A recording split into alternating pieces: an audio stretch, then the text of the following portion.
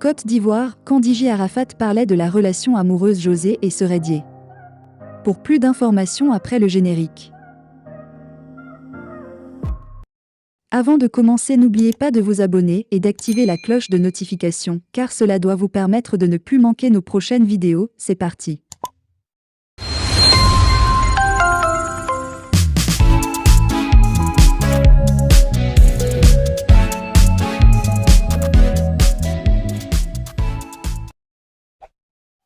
Moi, je ne vois pas l'évolution là. Vous savez pourquoi vous n'évoluez pas?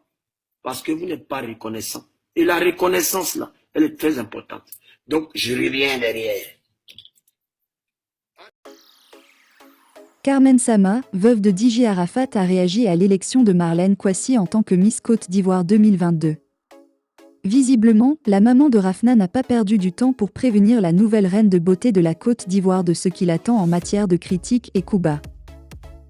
Avec ses expériences, plus rien n'effraie Carmen Sama.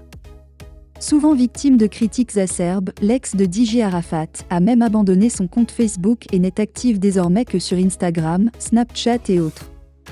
Or, Marlène Kouassi est un nouveau corps dans la sphère de l'activisme et des influenceurs ivoiriens. À l'issue de son sacre au petit matin du dimanche dernier, Carmen Sama s'est assignée comme tâche d'informer la jeune femme sur les méfaits de la célébrité. Cette fut une belle soirée pleine d'émotions, félicitations à notre reine de beauté, a-t-elle indiqué avant de la mettre en garde. J'espère que tu es forte et que tu as un mental d'acier pour affronter les Ivoiriens. Bienvenue dans la jungle. Dans une vidéo datant du 23 octobre 2018, VAR, récemment actualisée sur les réseaux sociaux, DJ Arafat, le défunt célèbre artiste, cassait des papos sur l'artiste José, la diva du coupé décalé, celle qui fait le buzz en ce moment depuis les confessions de Seredier sur Live TV. Afrique Soir a retrouvé pour vous cette vidéo et a retranscrit ses propos, tout en expurgeant des mots quelque peu osés.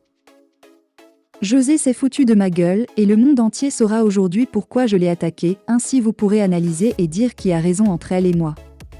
Je l'ai vue pour la première fois en 2012, elle marchait dans la rue tandis que je passais dans ma voiture, elle n'était pas encore connue à cette époque, c'est ainsi que j'ai vu son postérieur, ses fesses, qui m'a attiré.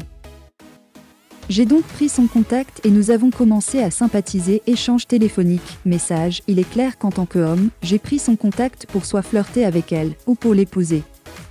Elle a été sincère avec moi en m'avouant qu'elle était en couple avec un homme dont j'ignore le nom, qui est devenu probablement acteur.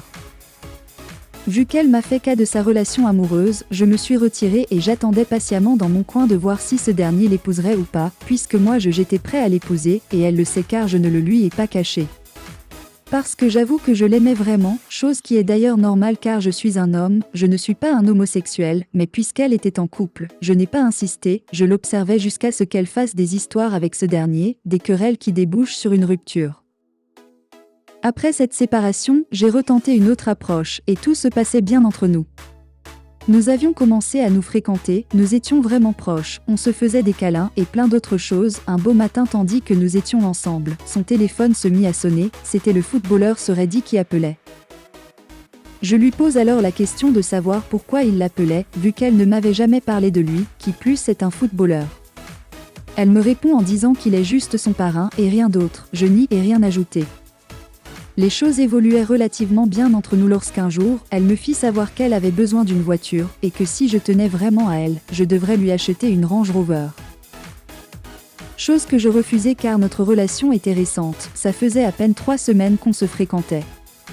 Quelque temps plus tard, à ma grande surprise, Seredier la mise enceinte. Je l'ai donc traitée de maudite en lui rappelant qu'elle m'avait fait savoir que Seredier était son parrain, alors qu'en réalité, ils couchaient ensemble.